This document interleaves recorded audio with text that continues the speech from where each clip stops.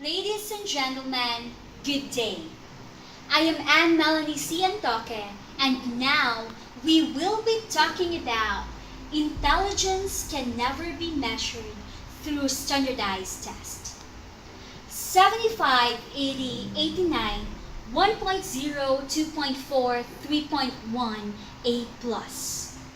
Those are common grades a student can get for waking up early in the morning, going to school, sitting up straight while listening to the discussions, taking examinations, and doing homeworks. Albert Einstein once said, "Everybody is a genius, but if you judge a fish by its ability to climb a tree, it will live its whole life believing that it is stupid. As much as if you judge a student by his ability to get a perfect score in standardized exams, he will live his life believing that he cannot do that. Because he knows he's not like you. He is academically challenged." Frederick J. Kelly, a lifelong educator, insisted that there had to be wholly right and wholly wrong answers with no variable interpretations.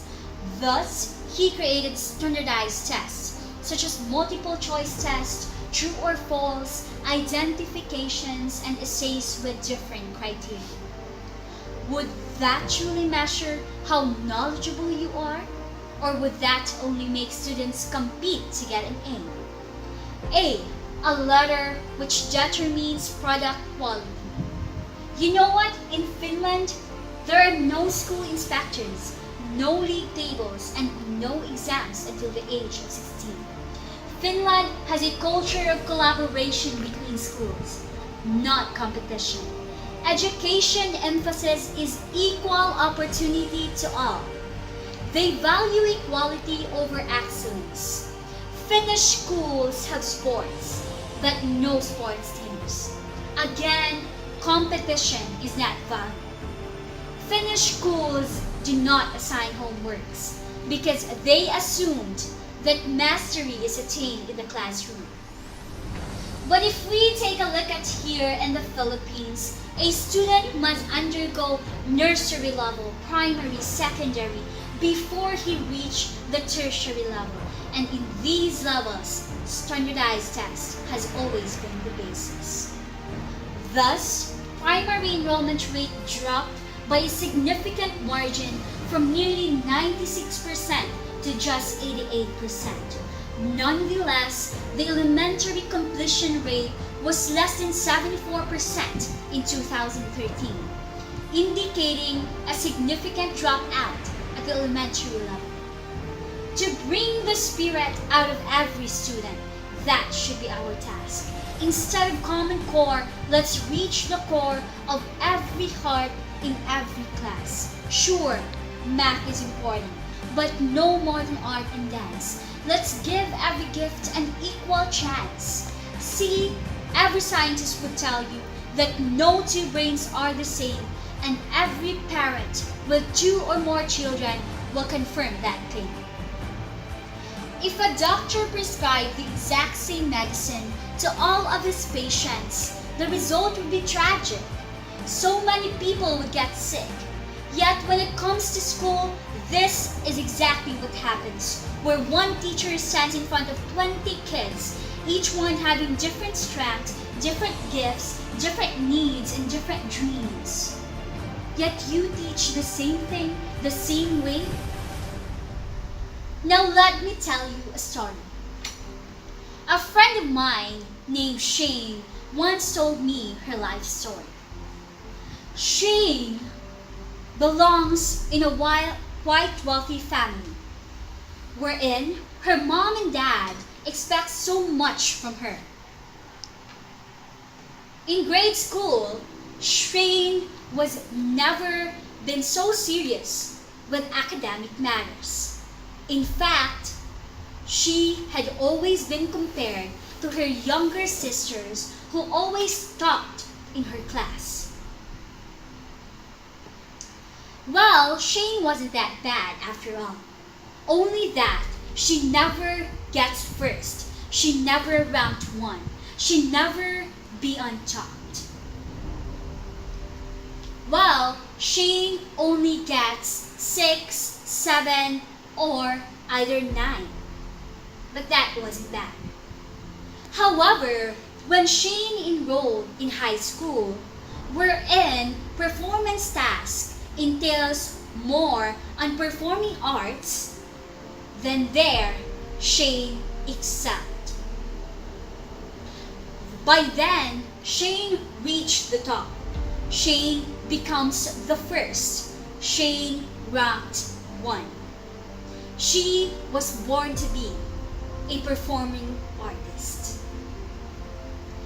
Dr. Howard Gardner, professor of education at Harvard University, suggests that the traditional notion of intelligence based on IQ testing is far too limited.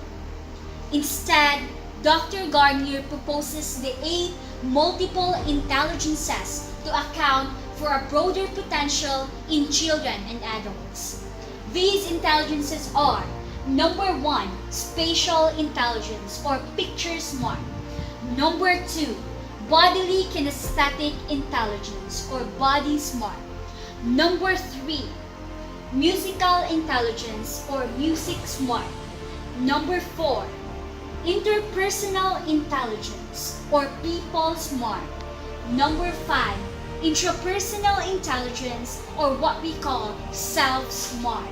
Number 6, naturalist intelligence or nature smart. Number 7 is logical intelligence or logical smart. Number 8 is linguistic intelligence or word smart.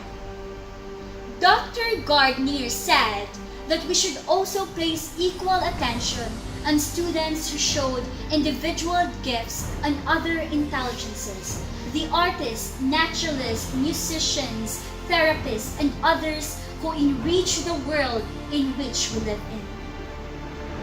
However, most of these children do not receive much reinforcement in school. In fact, these children are being labeled as ADD, Attention Deficit Disorder, or simply underachievers. Progressed. The world has already progressed, and now we need people who think creatively, innovatively, critically, independently, with the ability to connect. Because while students may just be 20% of our population, they are 100% of our future.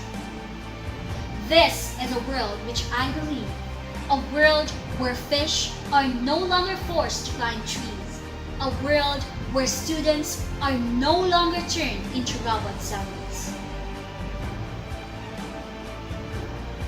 As Diane Ravitch said, sometimes the most brilliant and intelligent students do not try on standardized tests because they do not have standardized minds. Let's go back to Mr. Kelly, the creator of standardized tests. Take these words he said: "These tests are too crude to be used and should be abandoned." See? My fellow students, I am not telling you this for you not to do well in exams, but I am telling you this for you not to feel disappointed of yourselves when you get low scores, low grades, because that would not measure who you are and what you can be. Thank you.